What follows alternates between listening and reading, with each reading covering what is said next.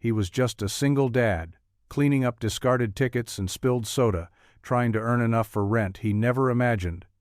The woman who stayed behind to help him pick up trash was the billionaire who owned the entire Carnival, and that this one small act of kindness would change both their lives forever.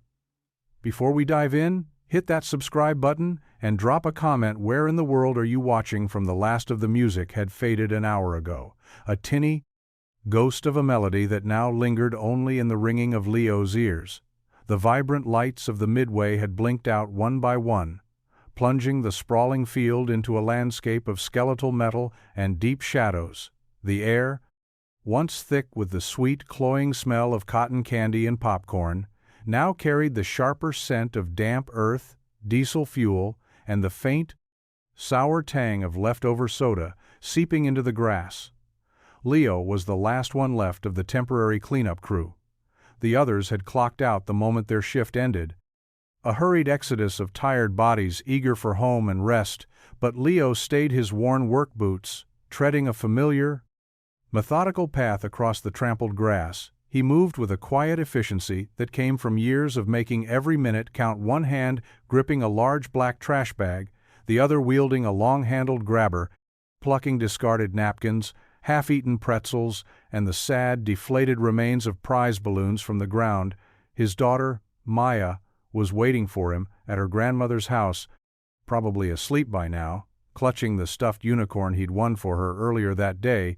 The unicorn had cost him $5 in a rigged ring toss game, $5 he should have saved for gas, but the look on her 7-year-old face when the carny handed it over a supernova of pure, unadulterated joy had been worth more than any bill in his wallet. This job, this 3-day stint of hauling trash and breaking down stalls, was supposed to be a small lifeline, a way to catch up on the rent that was already a week late, a way to keep the lights from flickering into a final ominous darkness. But as he worked, the weight of it all pressed down on him, heavier than the sack slung over his shoulder. Every crushed ticket was a reminder of an experience he couldn't afford for Maya, every abandoned toy, a symbol of the simple things he struggled to provide. He wasn't looking for pity. He hated pity more than he hated the gnawing emptiness in his fridge. He just wanted a foothold, a single, solid patch of ground, in a life that had felt like quicksand. Ever since his wife was gone, he paused, leaning against the cold metal frame of a dismantled hot dog stand, and rubbed his eyes. The calluses on his palms felt rough against his tired skin. He could feel the grit under his fingernails, a permanent resident no amount of soap could evict. He looked out across the dark, silent Carnival, a ghost of its former self, and felt a profound, aching loneliness. It was, in these quiet, late-night hours, after the world had gone to sleep, that the silence grew teeth. And for a brief, unguarded moment, Leo felt a familiar pang of despair, the kind that whispered that no matter how hard he worked, how much he sacrificed, it would never be quite enough. From the shadows of the Grand Carousel, its painted horses frozen mid-gallop, she watched him. Her name was Serafina, though no one here knew that. To the handful of senior staff who'd seen her that evening, she was just Sarah, a consultant from corporate, sent to observe operations. She'd shed her tailored blazer hours ago, trading it for a simple, unmarked gray hoodie, her meticulously styled hair now pulled back into a loose, unpretentious knot. She had walked these grounds 100 times, but always during the day, surrounded by the cacophony of cheerful noise, the buzz of commerce, the carefully engineered spectacle her company, Vance Entertainment, had perfected over 3 decades. But tonight was different. Tonight, she wanted to see the aftermath, the quiet bones of the beast. After the soul had departed, she came here seeking something, a flicker of the magic her father had built this empire on, a magic she now only saw on spreadsheets and in quarterly reports. He'd started with a single Ferris wheel and a dream, and she'd turned it into a global phenomenon. But somewhere in the boardrooms and shareholder meetings, she had lost the plot. The joy had become a commodity, the wonder, a revenue stream, and she, the architect of it all, felt like the loneliest person in her own kingdom. Then she saw him, a lone figure, moving with a weary grace through the debris. His work was methodical, his posture one of quiet determination. He wasn't rushing. He was being thorough, cleaning a space that thousands had enjoyed and abandoned without a second thought. He was just a man doing a job. But there was a dignity in his labor that struck her, a stillness in his focus that felt more real than anything she'd experienced all day. He leaned against the stall, and even from a distance, she could see the exhaustion in the slump of his shoulders, the way he ran a hand over his face, as if to wipe away more than just sweat. Most people, she knew, saw a carnival as a place of escape, but for him, it was just another day's work, another battle in a war. She couldn't begin to imagine. She felt a strange, unfamiliar pull. Not pity, but a quiet, resonant empathy. It was the feeling of watching someone else carry a heavy weight and recognizing the shape of it. Even if the contents were unknown, she had security guards, a driver, a suite at the finest hotel in the city. And yet, in that moment, he seemed to have something she had lost, something solid, something real, something worth being tired for. She stayed in the shadows, a ghost in her own machine, and continued to watch. Unsure why she couldn't bring herself to leave, Leo pushed himself off the stall. The cold metal, a stark reminder of the work still left to do. He slung the heavy bag over his shoulder and began his slow trek toward the large dumpster parked near the service exit. The gravel crunched under his boots, the only sound in the vast empty field as he rounded the corner of the funhouse, with its garish, leering clown face now muted in the moonlight. He saw her, a woman standing near the darkened ticket booth. Her silhouette framed by the single security light that hummed overhead. She was looking down, her phone held loosely in one hand, its screen dark. Her other hand was patting the ground around her feet, a small, searching gesture. She looked up as he approached, her eyes wide and startled in the dim light. He hadn't noticed her before, and the sudden appearance of another person in this desolate landscape sent a brief jolt of caution through him. "Everything okay?" he asked, his voice rough from hours of silence. She seemed to relax at the sound of his voice, the tension in her shoulders easing slightly. I think I dropped an earring," she said, her voice soft but clear, carrying a polish that felt out of place amidst the trampled grass and discarded popcorn boxes. "It's not valuable, just sentimental. It was a gift." Leo glanced at the ground. A minefield of wrappers and mud. He set his trash bag down with a heavy thud. "What does it look like?" "Small," she said, taking a step closer. "Silver, a little star." He nodded, his eyes scanning the area around the booth. He didn't have time for this. He was tired, his back ached. And Maya was waiting, but his mother had raised him to help, and some lessons were etched too deep to ignore. He clicked on the small flashlight on his keychain, its beam weak but focused, and began a slow, methodical search. She knelt beside him, her own movements less certain, her hands brushing over the debris with a hesitant daintiness. "You don't have to do this," she said, her voice closer now. "It's probably long gone." "Might as well look," he replied, his gaze fixed on the ground. "Can't hurt." They worked in silence for a few minutes. Two strangers on their hands and knees under a lone security light, searching for a tiny piece of silver in a sea of forgotten fun. Her proximity was unnerving and yet calming. She smelled faintly of something clean, like rain and expensive soap, a stark contrast to the grime on his own clothes. He could see the fine knit of her sweater, the simple, elegant line of her boots. She was clearly not from around here, not from his world of temp jobs and overdue bills. Then his light caught it, a tiny glint of silver nestled beside a crushed paper cup. He reached for it, his calloused fingers carefully plucking it from the dirt. "This it?" he asked. Holding it out on his palm, Serafina looked up, her face softening with genuine surprise. "Yes," she breathed. "That's it. I can't believe you found it." Leo just shrugged and placed the earring in her outstretched hand. Her fingers brushed his for a fraction of a second, a spark of warmth against the cold night air that was surprisingly potent.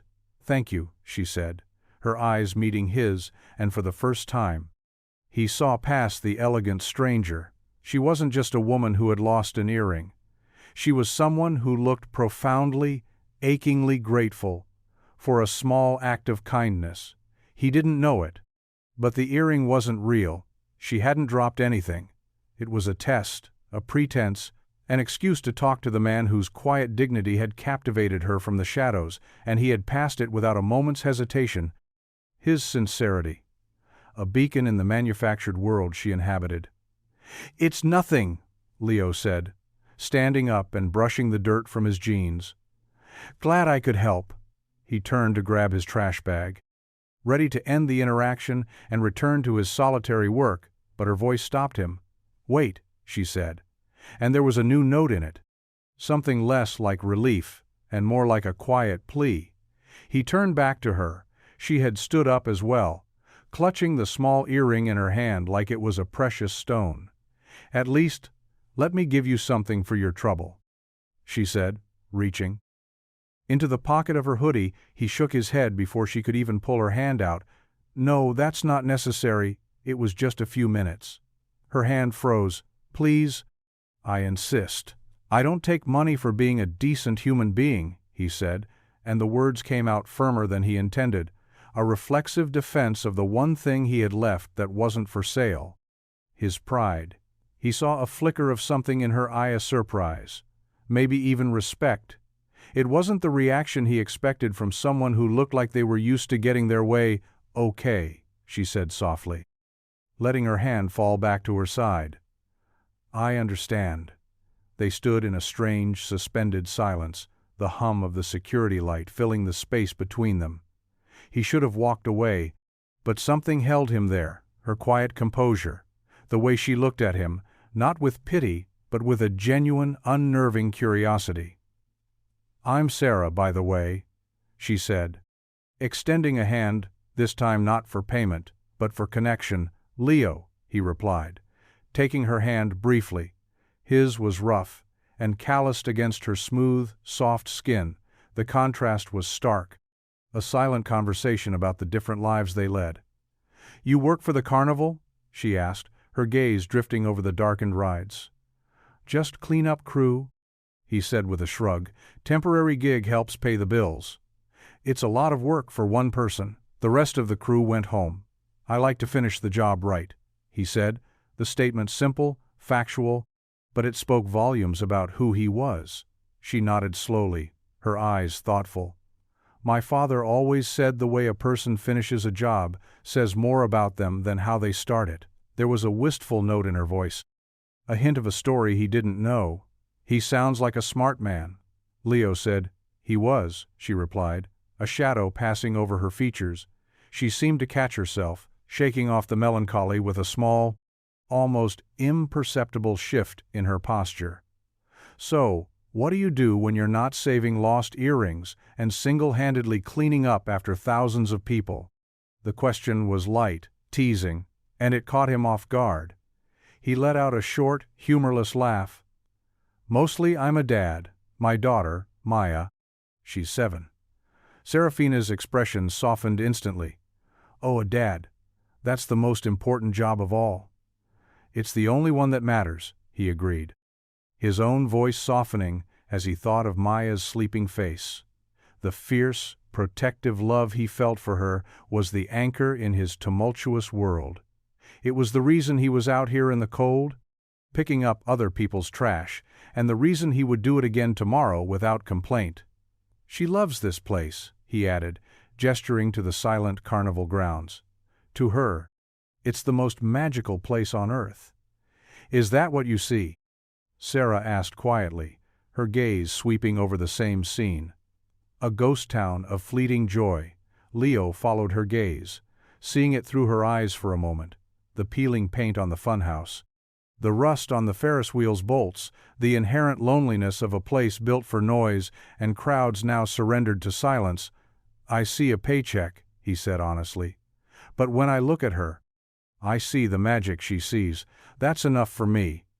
His words hung in the air, simple and profound, and Serafina felt them resonate in a place deep inside her that she had long thought was empty. She, who had every material thing the world could offer, was standing in front of a man who had next to nothing, and he was the one who understood what magic really was. It wasn't in the bright lights or the thrilling rides, it was in seeing the world through the eyes of someone you love. The quiet moment was broken by the crunch of small footsteps on the gravel path. A little voice, still thick with sleep, called out into the darkness, "Daddy?" Leo's head snapped up, his entire posture shifting from weary worker to alert father in a split second. "Maya?" he called back, his voice a mixture of concern and surprise. "What are you doing here, sweetie?" Maya emerged from the shadows near the carousel, a small, pajama-clad figure, clutching a worn, one-eyed stuffed rabbit. Her hair was a tangled mess, and her cheeks were flushed from the cold. "I woke up, and you weren't home yet," she said, her lower lip trembling just slightly. "Grandma said you'd be back soon, but I missed you," and Barnaby was scared. Leo crossed the distance between them in a few quick strides, scooping her up into his arms and wrapping his jacket around her small, shivering frame. "It's okay, baby girl, I'm almost done. I'm right here," he murmured, his voice a low, soothing rumble against her ear. He held her tight, his entire world condensing into that one small, precious armful from a few feet away. Serafina watched the scene unfold, her heart clenching with an emotion she couldn't name. The raw, unguarded love between them was so palpable it was almost a physical force in the cold night air. It was a world away from the polite, transactional relationships she was used to, a world away from the sterile affection of her own childhood. Maya peeked over her father's shoulder, her wide, curious eyes landing on Sarah. "Who's that?" she whispered, her voice muffled by Leo's jacket. Leo turned, his expression softening as he looked at Sarah. "This is Sarah, sweetie." She was just leaving, but Sarah didn't move. She took a hesitant step forward, her hands tucked into the pockets of her hoodie as if she didn't know what to do with them. "Hi, Maya," she said softly. "It's very nice to meet you and Barnaby." Maya studied her for a long moment with the unnerving, unfiltered scrutiny of a child. Her gaze was so direct, it made Sarah feel more seen than she had in any boardroom. "You look sad," Maya said, her voice clear and matter-of-fact. The simple, honest observation struck Serafina with the force of a physical blow. No one had ever said that to her. Not her assistants, not her board members, not the succession of therapists her father had hired for her over the years. They all saw the competence, the poise, the power. They never saw the profound, cavernous loneliness. Hiding just beneath the surface, Leo's arm tightened around his daughter. "Maya, that's not a polite thing to say." "It's okay," Sarah said, her voice a little shaky. She forced a smile, though she knew it didn't reach her eyes. "She's a very observant little girl." "Are you lost?" Maya asked, her brow furrowed with genuine concern. "Daddy says people get sad when they're lost." For a second, Serafina had no answer. The question was too big, too true. She had a GPS in her car, a map of the world on her phone, a private jet on standby, and yet she was more lost than she had ever been in her life. "Something like that," she finally whispered, the admission costing her more than she would have expected. She looked at Leo, at the way he held his daughter, at the small, self-contained universe they had built together out of love and necessity, and she felt a pang of longing so sharp it almost made her gasp. He was a man picking up trash to make ends meet, and she was a billionaire who owned the ground he was standing on. But in that moment she knew, with a certainty that was both terrifying and liberating, that he was the one who wasn't lost at all. The interaction lingered in Serafina's mind long after she had driven away from the silent carnival grounds. She replayed the scene in her head as she sat in the sterile quiet of her hotel suite, a sprawling space with panoramic views of a city that felt alien and cold. The little girl's words echoed in the silence. "You look sad. Are you lost?" She had spent a decade building walls around her heart, constructing a fortress of competence and control so impenetrable that even she sometimes forgot what was inside. But a 7-year-old girl had seen right through it. In less than a minute she stood at the brant, floor-to-ceiling window, looking down at the river of headlights below. A world of people going somewhere. Belonging somewhere. She thought of Leo, of the grit on his hands and the quiet dignity in his eyes. He was a man who knew exactly who he was and what he was fighting for. His world was small, perhaps, but it was anchored in a love so fierce. It was its own form of wealth. Her own world, in contrast, felt vast and empty. A kingdom of glass and steel, where connection was a liability and vulnerability was a weakness. She had inherited an empire, but he had inherited a purpose. She picked up her phone, the screen lighting up with a cascade of notifications, emails from her board, texts from her personal assistant, alerts from news outlets tracking her company's stock, a life of constant, meaningless noise. She ignored them all, and instead did something she hadn't done in years. She searched for something real. She didn't know his last name, didn't know where he lived, but she remembered the name of the temp agency stitched on the side of his uniform from a brief glimpse under the security light. It was a long shot, a desperate, foolish impulse. But she needed to know more.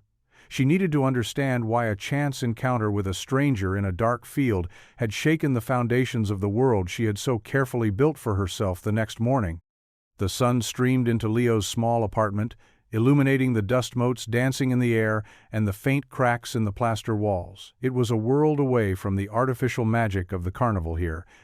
The magic was of a different kind. The quiet miracle of making it through another day. Maya sat at their small, wobbly kitchen table, diligently coloring a picture of the unicorn he'd won for her.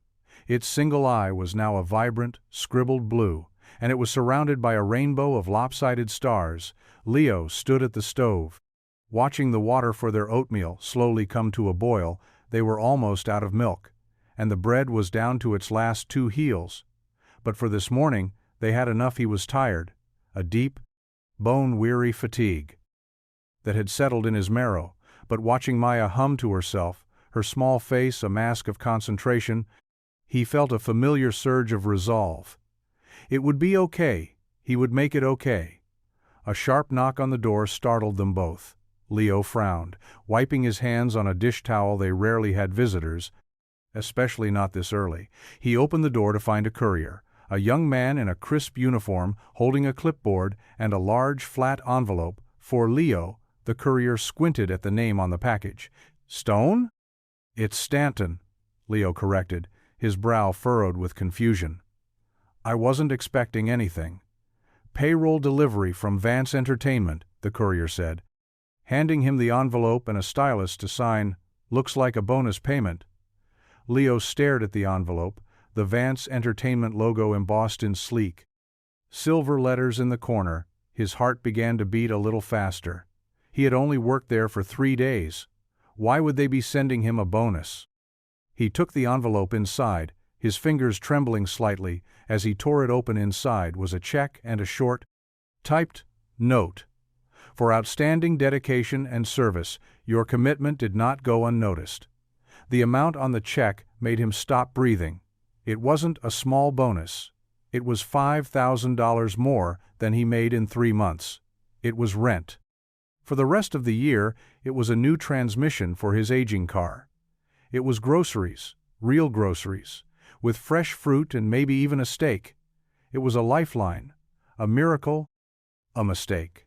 It had to be a mistake. He sank into a kitchen chair, the check held loosely in his hand. His mind reeling. Vance Entertainment. They were the owners of the carnival, the company Sarah had. Sarah, he thought of her. Of the lost earring, of the quiet intensity in her eyes. Had she done this? The thought was both thrilling and terrifying. Was this her idea of a thank you? A quiet act of charity from a woman who could probably lose a check this size in her couch cushions and never notice. The pride that was so intrinsically part of him rose up, hot and sharp. He hadn't asked for this. He didn't want her pity. He wanted to earn his way, to stand on his own 2 feet.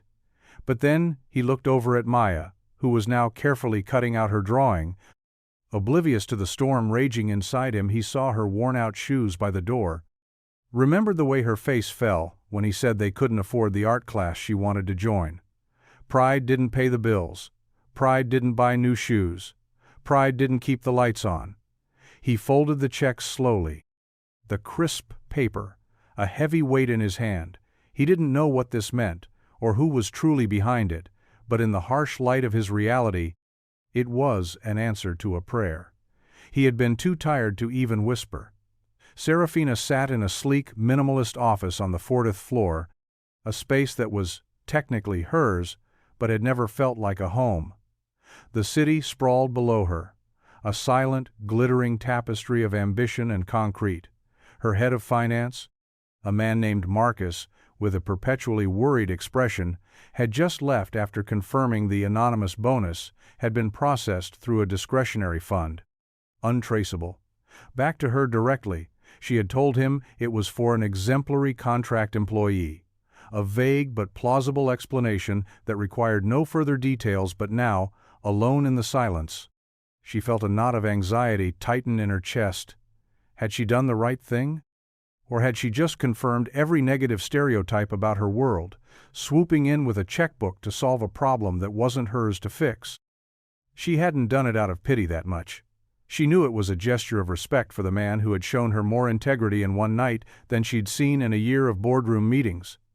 It was a way of leveling a playing field that was so profoundly, unfairly tilted, but she knew him, even from their brief encounter, enough to know that his pride was a fortress he wouldn't take charity.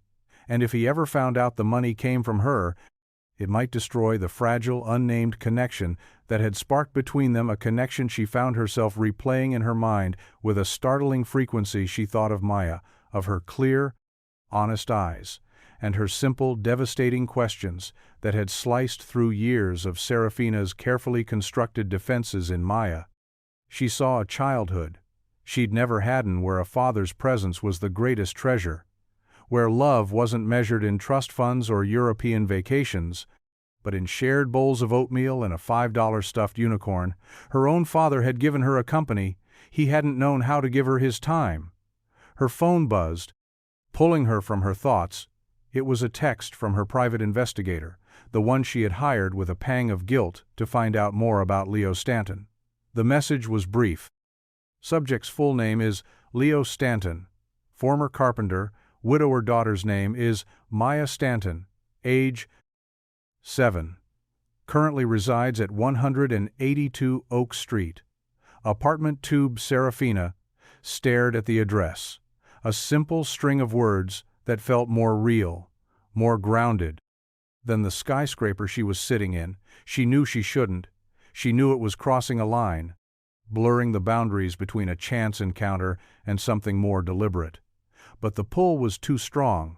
She wanted to see his world, to understand the life of the man who had, in one short night, made her question the entire architecture of her own. She closed her laptop.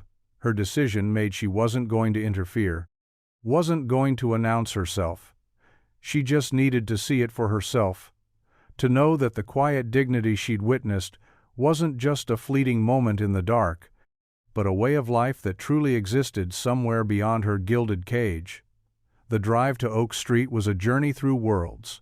Serafina's driver navigated the sleek black car from the gleaming, high-rise canyons of the financial district to the older, quieter neighborhoods where the buildings were made of brick instead of glass, and the trees had been there long enough to have history. Oak Street was a modest, tree-lined road, the kind of place where kids' bikes were left on front lawns, and the paint on the porches was peeling in a way that spoke of lives lived, not of neglect. As they pulled up across from number 182, a 3-story brick apartment building with worn steps and sturdy, unadorned windows, Serafina felt her heart beat a little faster. This was it. This was his home. From the tinted windows of her car, she watched as Leo and Maya emerged from the front door. Leo was wearing the same worn jacket from the Carnival, his shoulders set with a familiar, weary determination. He was holding Maya's hand, and she was skipping beside him, her backpack bouncing with each step. the one-eyed rabbit peeking out from a side pocket. They didn't get into a car. They walked down the block to a bus stop. Waiting together on the small wooden bench, Leo leaned down and said something to Maya, pointing to her shoe. And she laughed, a bright, carefree sound that Serafina couldn't hear but could feel in that moment. They were just a father and a daughter, a small, resilient unit against the vastness of the world. Serafina watched until the bus arrived with a hiss of its brakes, and they climbed aboard. Disappearing from her view, she stayed in the car long after they were gone. The silence inside the luxury vehicle, a stark contrast to the simple, vibrant life she had just witnessed.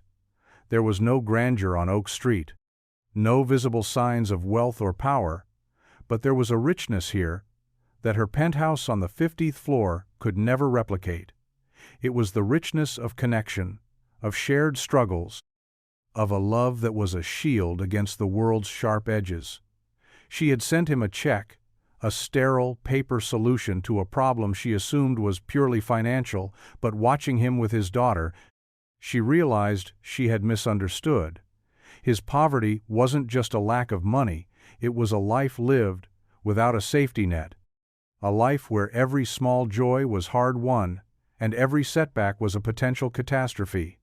Her money could patch a hole, but it couldn't mend the fabric of his life, and for the first time, Serafina felt the true, staggering weight of her own helplessness. She, who could buy almost anything, couldn't buy him peace of mind, couldn't restore what he had lost, couldn't give him the one thing he truly needed, a partner to share the load. As the driver pulled the car away from the curb, Serafina made a decision, a quiet, internal shift that would alter the course of her life. She wasn't going to be an anonymous benefactor anymore. She wasn't going to watch from a distance. If she was going to be in their lives, she had to be in it. Not as a wealthy heiress, but as Sarah, a person willing to step out of the shadows and risk being seen for who she truly was, not what she owned a week past. And the $5,000 check sat in a drawer in Leo's kitchen. Undeposited, he had taken it out a dozen times, his thumb brushing over the sleek Vance Entertainment logo. A mix of pride and practicality warring within him. He knew he should deposit it. He knew it was the smart, responsible thing to do for Maya, but something held him back, a stubborn, innate refusal to accept what felt like a handout. A silent judgment on his inability to provide. He told himself he'd do it tomorrow, then the next day, and the next. In the meantime, he picked up a few extra shifts at a local warehouse. The work mind-numbing, but the pay immediate. Even if it was just enough to cover groceries for the week. He was unloading a truck late one afternoon. When his phone buzzed in his pocket, it was a text from an unknown number. "Hi. It's Sarah from the Carnival. I hope this isn't too forward, but I was wondering if you and Maya might be free this weekend. I have 2 tickets to the city zoo that are going to go to waste." Leo stared at the message, his heart giving a jolt that had nothing to do with the heavy boxes he was lifting the zoo tickets. It was a casual, friendly offer, but he knew, with a sinking certainty, that it was more than that. It was another gesture from her world, another reminder of the chasm between them. He could picture her now, effortlessly procuring tickets, thinking of it as a small, simple thing, while for him, a trip to the zoo was a luxury he hadn't been able to consider. In years, he typed and deleted 3 different responses.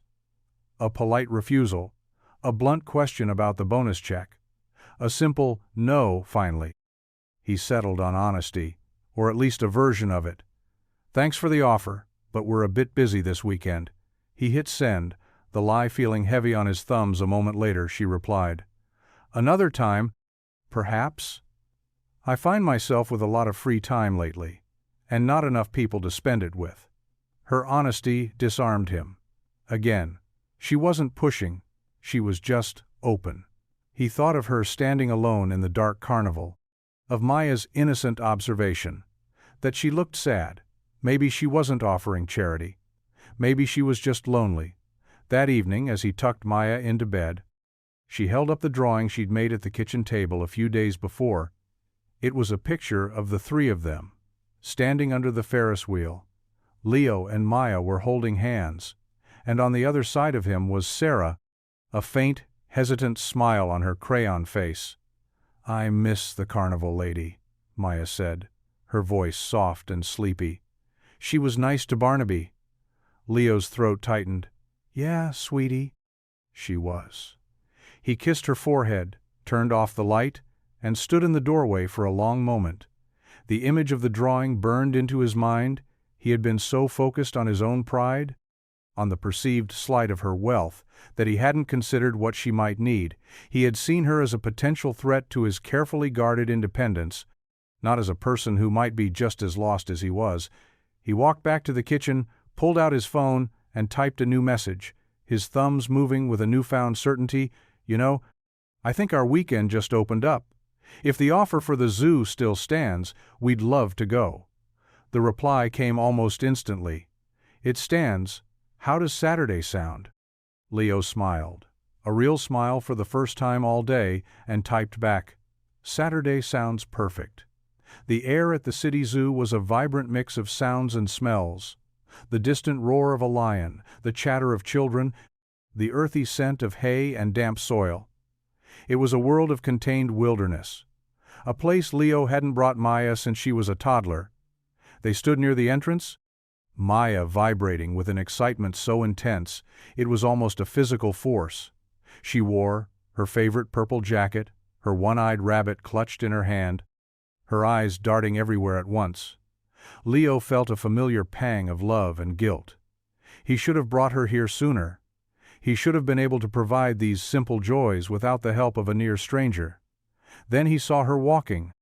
Toward them, from the main gate, Sarah was dressed down in jeans and a simple, cream-colored sweater, her hair tied back in a ponytail. She wore a pair of comfortable-looking sneakers, a stark contrast to the elegant boots she'd worn at the carnival. She looked normal almost, and yet there was an undeniable poise in the way she moved, a quiet confidence that set her apart from the bustling crowds. She smiled as she approached, a genuine, warm smile that seemed to erase the awkwardness of their text exchange. "Hi," she said, her gaze moving from Leo to Maya. "I'm so glad you could make it."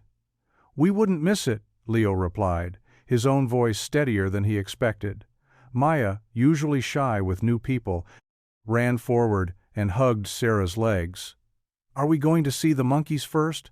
I love monkeys. They're like tiny, hairy people." Sarah laughed, a rich, uninhibited sound that made Leo's heart do a strange, unfamiliar flip. She knelt down to Maya's level, her expression soft. "We can see whatever you want to see today. You're the boss." As they walked toward the primate house, Maya, chattering nonstop about the different kinds of monkeys she'd learned about in school, Leo and Sarah fell into a comfortable silence. He watched the way Sarah listened to Maya, her head tilted, her full attention on the little girl's rambling stories. She didn't patronize her or offer placating smiles. She engaged with her, asking questions, laughing at her jokes, treating her like a person whose thoughts mattered. It was a small thing, but to Leo, it was everything throughout the day.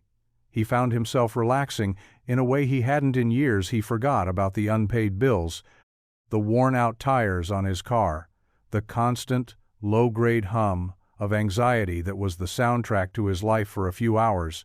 He was just a dad at the zoo with his daughter and a woman who made him feel, inexplicably, like he wasn't carrying the weight of the world alone.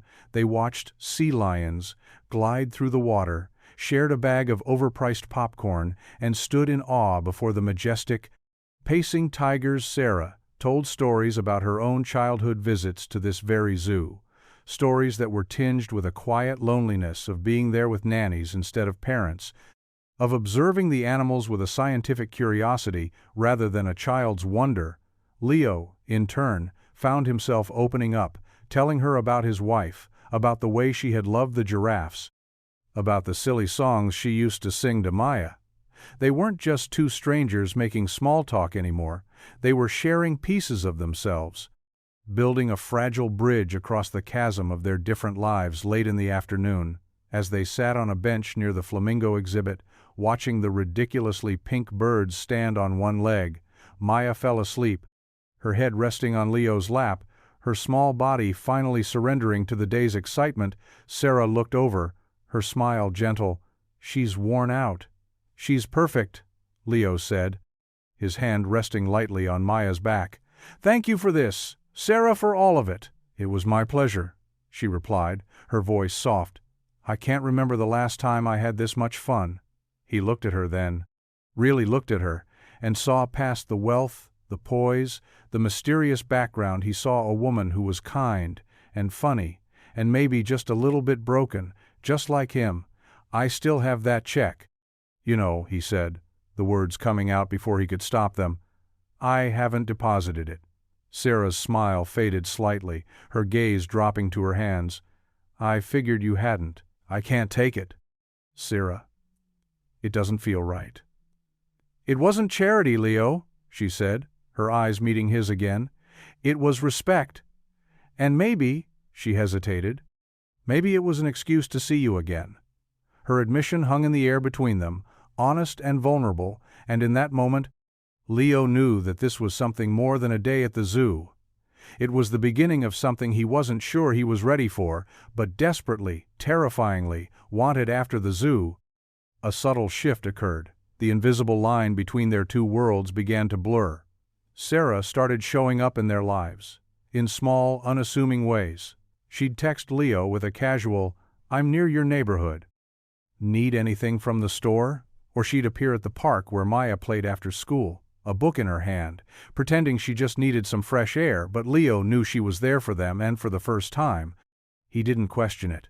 He started looking forward to her texts, to the quiet moments of conversation they would steal while Maya chased pigeons or swung on the monkey bars one rainy Tuesday afternoon.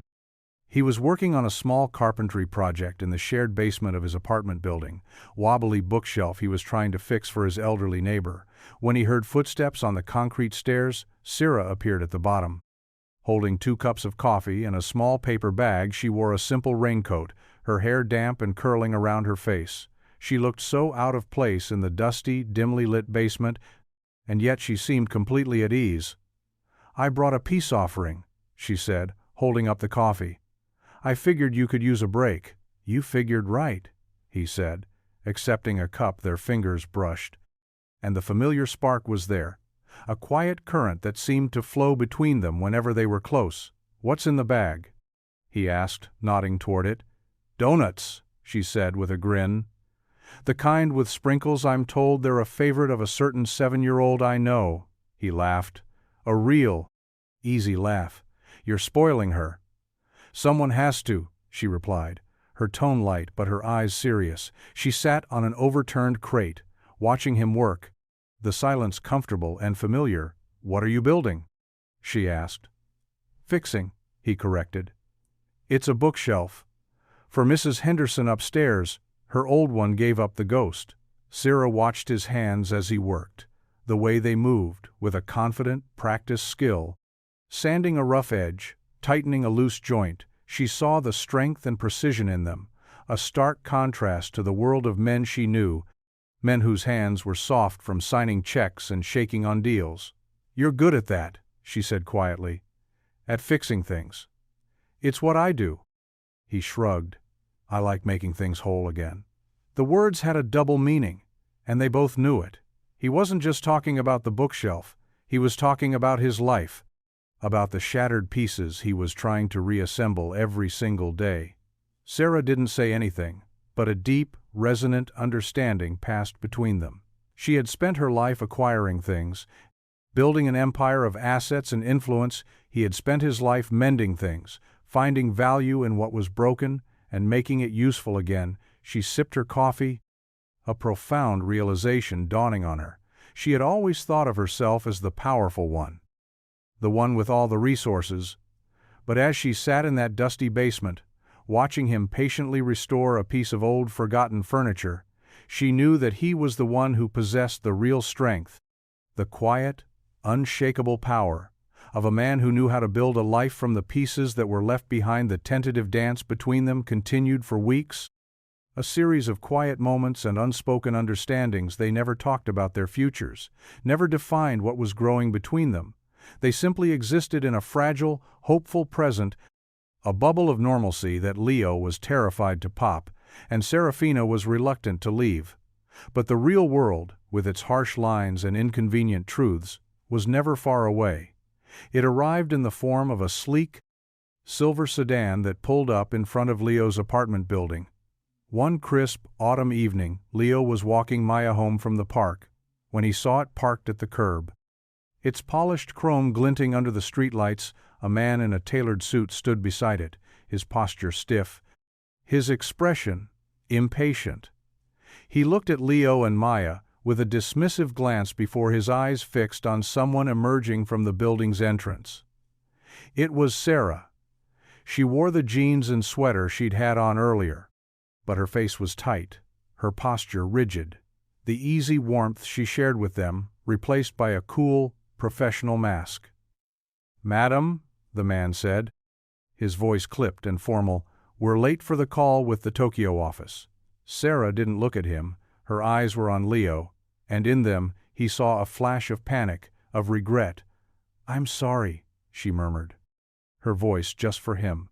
"I have to go." Leo just nodded. His throat suddenly tight, he pulled Maya a little closer, a protective gesture he wasn't even aware of, making the man in the suit open the car door for Sarah. And she slid inside without a backward glance. The car pulled away from the curb with a smooth, silent acceleration, leaving Leo and Maya standing on the sidewalk in a cloud of expensive exhaust. "Who was that, Daddy?" Maya asked, her small voice cutting through the sudden silence. "That," Leo said, his own voice sounding distant to his ears, "was her other life." He watched the taillights disappear around the corner, and the fragile bubble they had been living in burst, leaving him with the cold, sharp reality of who she was and who he wasn't. She was a woman with drivers and calls to Tokyo. He was a man who rode the bus and worried about the price of milk he had let himself believe, for a little while, that the chasm between their worlds could be bridged, but as he stood on that quiet street, the gap felt wider and more insurmountable than ever before. The sleek car sped through the city, a silent, climate-controlled capsule carrying Serafina away from the one place she had started to feel at home.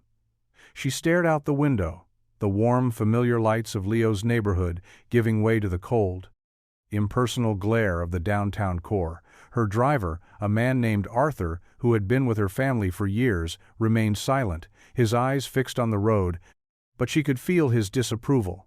Like a physical presence beside her in the back seat was Marcus, her head of finance.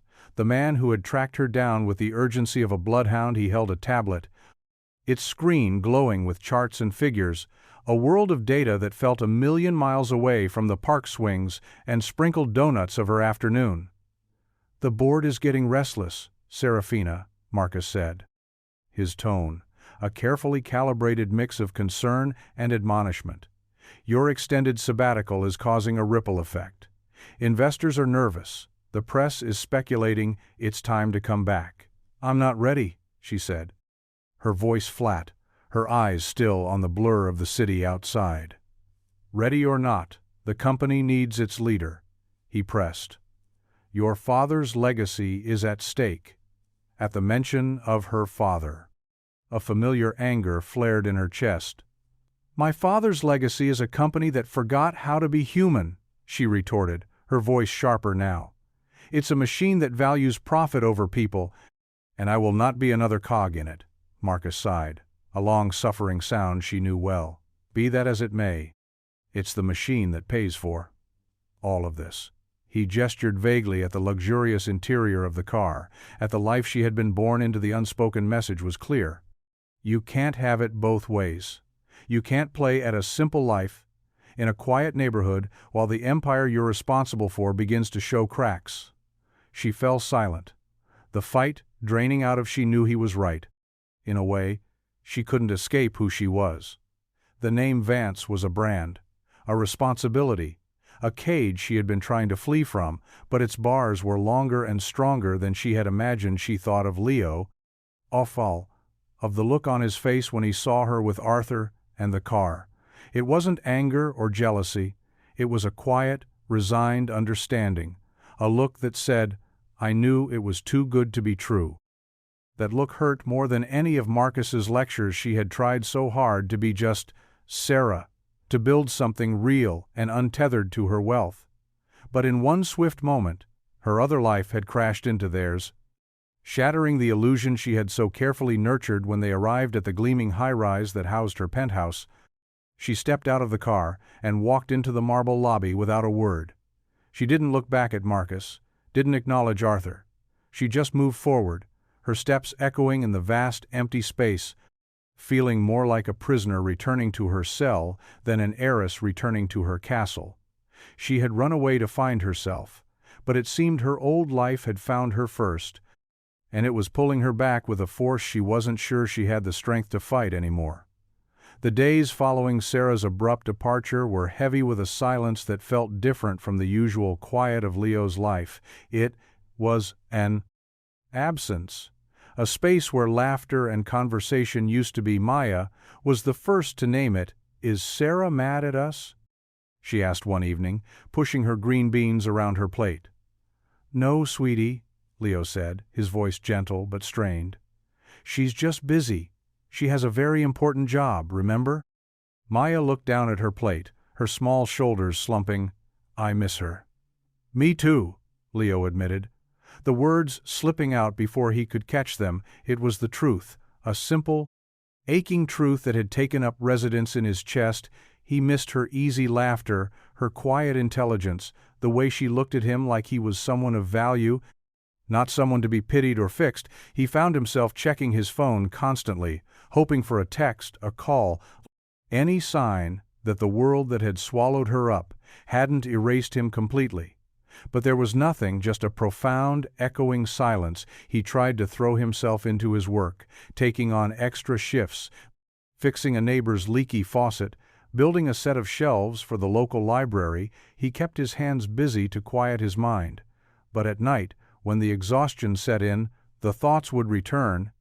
He would lie awake, staring at the ceiling, replaying their time together, searching for clues, for a sign that what they had was real, and not just a temporary escape for a lonely, rich woman. His pride, which had been soothed by her genuine affection, now reared its head again, whispering poisonous doubts in his ear. Had he just been a project, a brief, interesting diversion from her real life?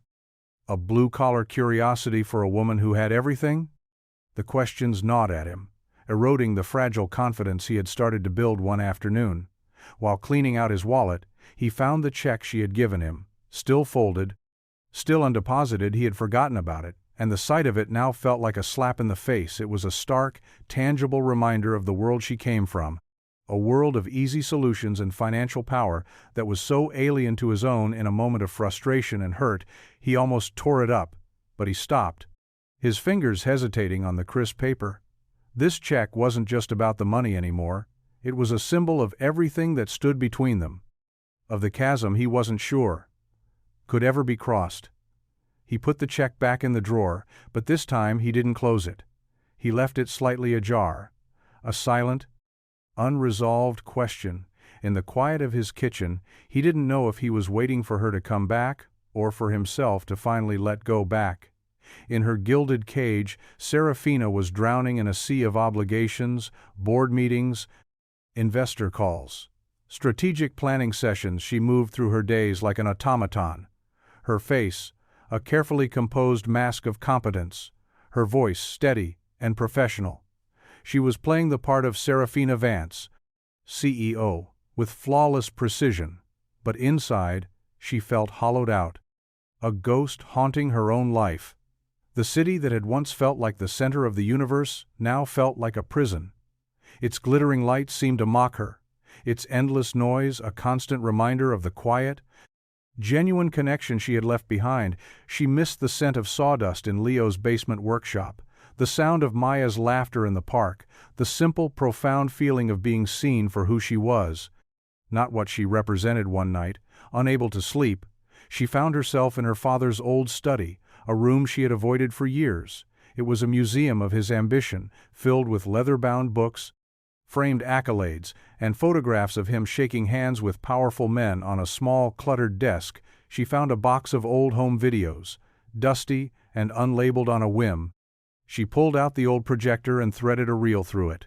The film flickered to life, casting grainy, silent images on the wall. A younger version of her father, his face relaxed and smiling, was pushing a little girl on a swing.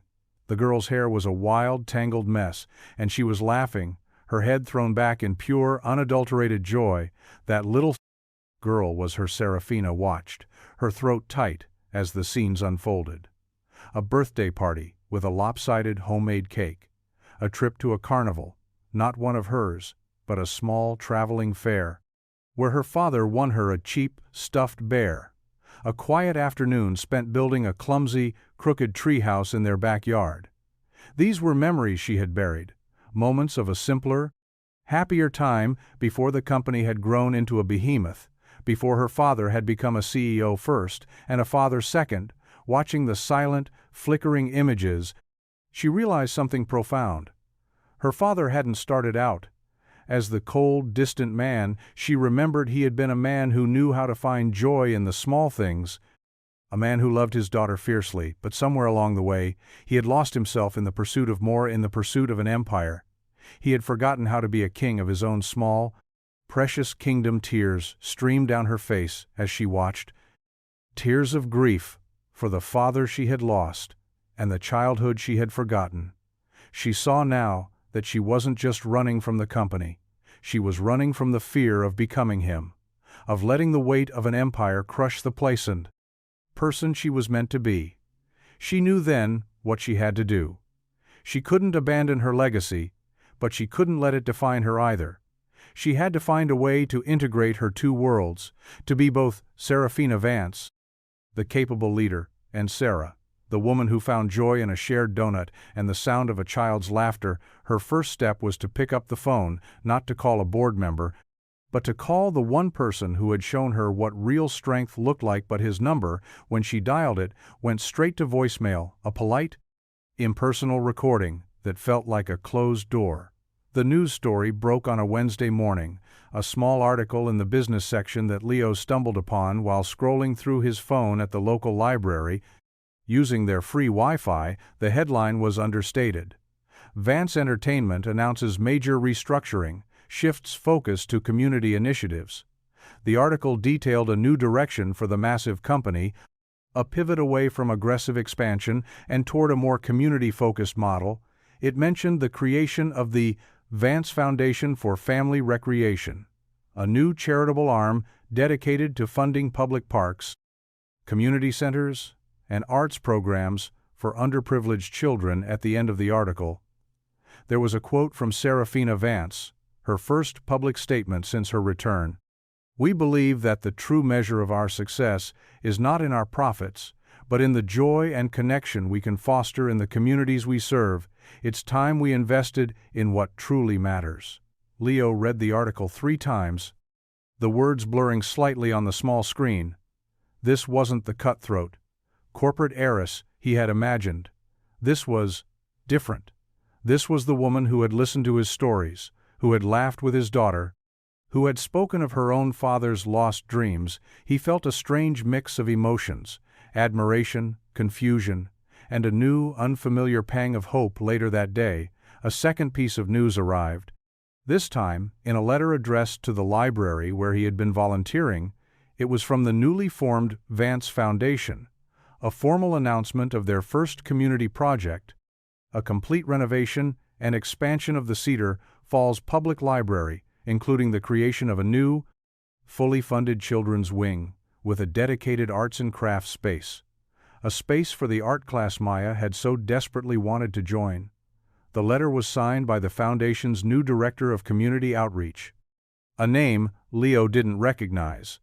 But as he stood there, in the quiet, dusty library, surrounded by books and the gentle hum of a community trying to make do with what little it had, he knew it was her doing. It was another grand gesture, another act of quiet, anonymous help. But this time, it didn't feel like charity. It felt like a message that said, "I heard you, I see you, what you value matters." He thought of the undeposited check still sitting in his kitchen drawer. It was a symbol of his pride, of his fear of being her project, but maybe he had been looking at it all wrong. Maybe it wasn't about him being a project, maybe it was about him being her inspiration. He walked home in a daze, the librarian's joyful, tearful words echoing in his ears that evening. He sat down with Maya at their kitchen table. He pulled out a piece of paper and a crayon. "I need you to help me with something," he said. "I need you to draw me a picture of a bridge." Maya tilted her head. "What kind of bridge?" "A strong one," Leo said, his voice thick with an emotion he couldn't name. "One that connects two places that are very far apart." As Maya began to draw, her small hand moving with a confident certainty, Leo knew what he had to do. He couldn't let pride be the reason their story ended. He had to build a bridge of his own. The drive was long, the minivan's engine humming a steady, familiar tune as the miles rolled by. Leo had deposited the check, not with a sense of defeat, but with a feeling of investment. An investment in a future he was finally brave enough to consider. He had paid his back rent, fixed the car's transmission, and used the rest to fund this trip, a quiet, unannounced journey to the city. To the world she inhabited, he didn't have a plan, no grand speech prepared. He just knew he had to show up. He had to close the distance. He had let fear create. He found her company's headquarters easily. A gleaming tower of glass and steel that seemed to scrape the sky. It was an intimidating alien landscape, a world of power and wealth that was designed to make men like him feel small, but as he stood on the marble plaza, looking up at the Vance Entertainment logo, he didn't feel small, he just felt determined. He walked into the lobby, his work boots silent on the polished floor, Maya's hand held tightly in his. He carried a single, rolled-up piece of paper, her drawing of the bridge, the receptionist, a woman with a sleek haircut and a practiced, impersonal smile, looked up, her expression a mix of confusion and mild alarm. "Can I help you?" she asked, her tone implying that he was clearly in the wrong place. "I'm here to see Serafina Vance," Leo said, his voice calm and steady. The receptionist's eyebrows shot up. "Do you have an appointment?" "No," Leo admitted, "but please tell her Leo Stanton is here." The name clearly meant nothing to her. She was about to dismiss him, to call security, when a voice cut through the lobby's quiet hum. "It's all right, Helen. I'll take it from here." Serafina stood at the top of a grand, sweeping staircase, her posture poised, her expression unreadable. She wore a tailored dress, the uniform of her world, but her eyes, when they met his, were filled with a raw, unguarded emotion that shattered her corporate facade. She descended the stairs slowly, her gaze never leaving his, the bustling lobby seeming to fade into the background around them. She stopped a few steps from him, the space between them charged with a year's worth of unspoken words. "You came," she whispered, her voice barely audible. "I had to," he said, his own voice thick. "You built a bridge. I figured it was my turn to cross it." He unrolled the drawing and held it out to her. Maya's crayon bridge, strong and colorful, stretched across the page, connecting a small, humble house on one side with a tall, shining tower on the other. Serafina took the drawing, her fingers brushing his, and a single tear traced a path down her cheek. She didn't wipe it away. She let him see it. A crack in the armor, a symbol of the vulnerability she had only ever shown to him. "Is it strong enough?" she asked, her voice breaking. "We'll make it strong enough," he replied, taking her hand, his calloused fingers lacing through her smooth ones, together, and in the middle of that cold, marble lobby, surrounded by the trappings of her empire, they were no longer a billionaire and a carpenter, they were just Leo and Sarah, two people who had found in each other a home. They had stopped believing they would ever find the Carnival was back in town. A year to the day, since they had first met, the lights were just as bright, the music just as loud, the air just as thick with the scent of popcorn and possibility, but this time, everything was different. Leo walked the midway, not as a cleanup crew member, but as a partner.